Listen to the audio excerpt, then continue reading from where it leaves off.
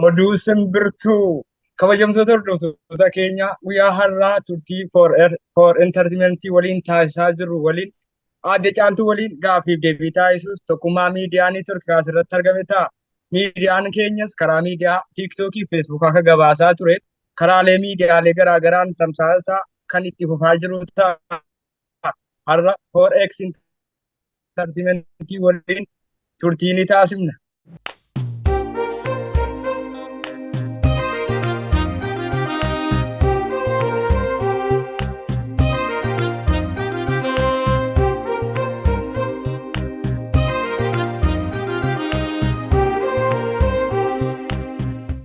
Ashama harka fuunee jaalatamtoota kabajamtoota hordoftoota Forex Entertainment akkam jirtan nagaa keessaniis nin jecha har'a qophiin teenya qophii keessummaati. Keessummaa keenya qabannee dhufnee jirra. Hanga dhuma sagantaa keenyaan waliin turaan afeerraa keenya. Baga nagaan dhufte tokkummaa.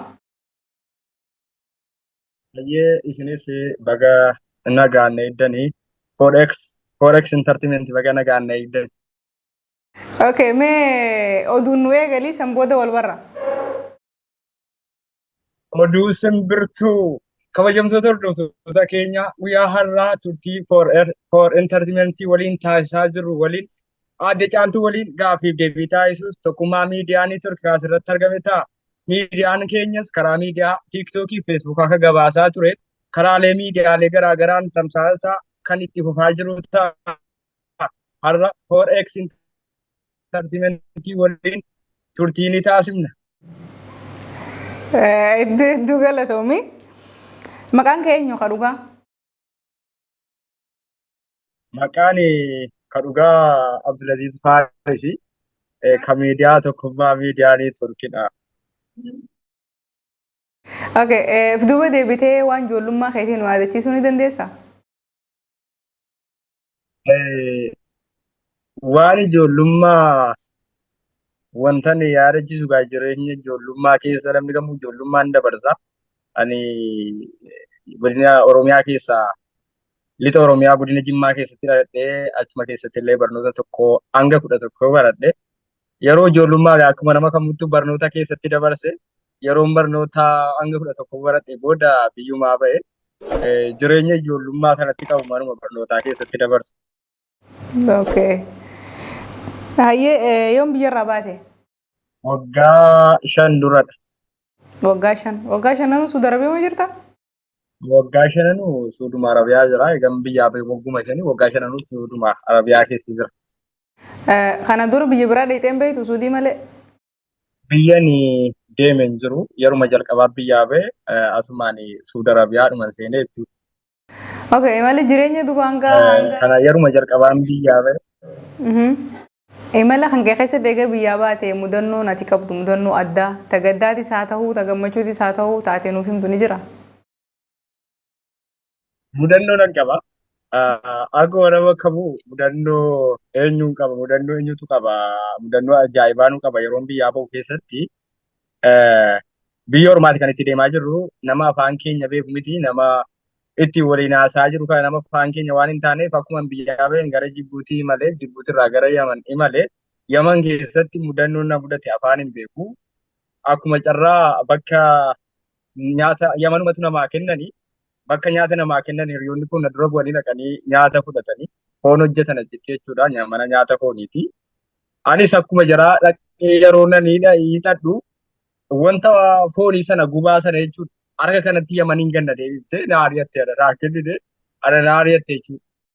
TikTok irratti hasibee nu gisee fakkeessitee oduu himtuudha. Waan kana akkamitti eegalte? Ka TikTokii kanaan bifa koomeediyaa itti eegan deemaa tureeni gara sagalee fakkeessuuf gaazexeessummaatti dhufaa jira. Amma miidiyaa guddaa dhaabuu deemaa jira. Asuma miidiyaan keessan illee fuulduratti akka nu deeggaru yuun gaafanna. Miidiyaa dhaabuuf deemaa jiran mallee miidiyaan dhaabbanne maaliif TikTok irratti oduu simbirtuudhaan nama hedduu biratti illee gurraan dhageettii arganneerra. Kan ammoo miidiyaa dhaabnuuf akka miidiyaan nu gargaaru waamicha ni taasifna sumaan. Abshir waan gaariidha hedduu ni dandeessa haalan dandeessa nama si dinqisiifatu irraa nam takka jaalannee gammadaa ni beeyta? Baay'ee galatoomi. 2000 2016 akkasumatti fakkaata Itoophiyaa keessa yeroo jirru bifa qofa dabarsa naannoo masar pilaanii jechuudha. Yeroo sana sagalee sii dhaggeeffachuuf sa'aatii 2 walakkaa hanga sa'aatii 3tti darba. Yeroo nuti walakkaa sa'aatii deemnutu jira baadiyyaa keessa sagalee sii jechuudha. Isiidhaaf tuujubee. Yeroo sagantaa jira baay'ee waan itti gammadnu sagalee sun illee baay'ee onni namaa keessa seenee waan nama kakaasu wayidha. Isii fakkeesstuu yaaluuf waanu baay'een itti gammadaa sagalee isii waan baay'ee jaalladhu nan beeka siin jechuu barbaade. Okay, hedduu dinqisiifattee jechuudha. Baay'ee naannoo masar pilaanii keessa natti fakkaata. Baay'ee sagalee si hordofaa ture sirriitti. Eegan biyyaa baay'ee dhaggeeffanne sanna keessa jira san dhaggeeffadhe sana dubbadha baay'ee. Okay, jaalannee gammadaa malee nama biraa nama fakkeessuu dandeessu ni qabda akka ishiitti gaazexeessummaan. Ammaa fi kanuma jaallannee sana fakkeessuudha. Ofii kiyyaa immoo nan yaalaa garuu ammatti baasee kan kootiin hin dubbanne takka miidiyaa kiyya karaan tiiktookis ta'e karaa feesbuukii akkuma kana yuutuubii dubbadheen beeku kanuma asii fakkeessuuf yaalaa jira. Garuu kan akkan dabalee fakkeessu kan na tasaase immoo uummatadha. Koomentii uummataa biyyaan jalqaba viidiyoo waraabu. Namni sii fakkaata waan naan jedheef gara sanatti yeroo nan harkisaa dhufeessu jira jechuudha. Duraan amma kana fedhiyyuu qabuun ture kakaasuu uummataa immoo baay'ee aamilee naasee akka hin daraan itti fufu uummanni na kakaase jechuudha. Sagalee jaallannee fakkaata jedhee gaafa namni koomentii xaafu na keessatti illee akka kana dagaagaa dhufe na keessatti akka hin baasee dubbadhu jechuudha. Kan nama biraa immoo kan fakkeessu ammaaf hin jiru. Kan ta'e hoo kan kee kamataa keetii nu dhageessisuu dandeessaa xiqqoo? Kamataa kiyyaa ammaa fi miishiyaa irratti baasee dubbanne fuulduraaf itti yaadeen kan mataa kiyyaa hundee gadi baa kan namaa fakkeessu. Okay, hedduu bareeda. Jidduutti mudannoo wayii nu himuu dandeessaa? Mudannoo danuutu jira mudannooni. Mudannoo hedduu ni qaba garuu heerumaa gaa kanuma tokko isin hima. Wannan hin daganne yeroon haayiskuulii baradhudha. Yeroon haayiskuulii baradhu namni wayii fagoorraa naannoo keenya dhufe nama sana affeerraa afanii fuudhee kaaffee raqe maallaqa of hirkaa qaba jechuudha. Waan akkasii shaayii waan arge affeeruufan kaaffee fudhee deeme. Gaafa fudhee kaaffee deemu maallaqni harka jiran si'aa jira. Maallaqni bu'eera hin jiru harkaa hattuuna fudhatu waa bu'u hin beeku. Affeeree namichi na dhiisee deeme jechuudha. Hin beeka waan ta'eef manatti. Amma shaayii yookaan kaaffee sanatti nama hin beeku hin ture. Eega dhumnee kaane kaffaluu irratti dhugamee kaamee yookaan nyaatamee kaamee waan kaffaluuf heddee kaffaltee naanna kun harka hin jiru. Achi dhaabbadhee mana barbaadadhee bahuma murteesse akkuma nama hatee maallaqa waan of hirkaa dhabbeessu. Innaan barri irra gahu asdanaagaajii warri sirreessanu kanuma jarri na qaba hin arge. Atee baareedhan jechuudha. Walitti na kennanii inni tokko asii ol darbatee inni tokko namichi na dhiisee kuteera jechuudha hin jiru. Walitti na kennanii inni sun ganda darbatee inni kun ol na darbatee mudiira jira yookaan hoogganaa jira bira na geessanii hoogganaa jira bira gaafa naqu immoo innis egaa hattuu minaaf hin jedhee keessa koo rabbiin na beekaa hannaaf miidiyaatee nama natti jiru afaan illee natti darbee fidi waan arge jedhee baay'ee na dhiibee achitti booda keessa moobaayila xiqqaa dhagaan keessa hin jirre kashaafa yookaan nookiyaa xiqqoo jirti maallaqa akkanatti hangate keessummaan fudhee dhufe na dhiisaa dhee kadhadhee moobaayila kashaafa dhagaan jechuun chaarjiiwwan itti chaarjeffamu waan keessa hin jirree fi itti kennee baheen booda deebi'ee birrii sana kaffalee dhagaa sana fudhee moobaayila sana fudhee mudannoo na yoo dagadee mudannoo kanadha jechuudha. Mudannoo ajaa'ibaati. Fuulduratti ol baatee sooshaal miidiyaa irratti dandeettii qabdu kanaan waan biraa mul'istee yookaan immoo ta'uma amma qabde kana jabeessitee itti fufuuf yaada ni qabdaa? Kaayyoon koo fuula duraan inni guddaan akkuma kana istuudiyoo mataa kiyyaa illee dhaabadhee yookaan shawuu mataa kiyyaa ta'u malee miidiyooma guddaa tokko dhaabbachuuf osoo dhuman ofii dhaabbachuu dadhabe gaazexeessummaa miidiyaa jiran irratti illee kan hojii koo jedhee keessatti hirmaadhee hojjedhu fedhii koo isa guddaadha. Osumaan ofii kiyyaa waan hooggansa tokko ta'e yookaan waan tokko ta'e gad dhaabuu yoo dadhabe illee miidiyooma amma jiran jechuudha. Miidiyaa hedduu jiran waan ta'eef keessatti nan hojjedha osumaan ofii kiyyaa dadhabe jedhee miidiyaa wayii gad dhaabuu dadhabe illee ofii kiyyaa.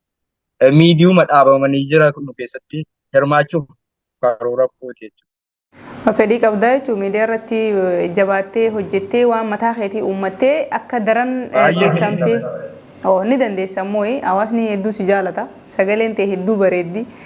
Jabaadhuun siin jaa. Beeksisa garagaraa yookaan beeksisa adda addaa hojjechuuf yaada ni qabdaa? Uuma fedhe haa ta'u.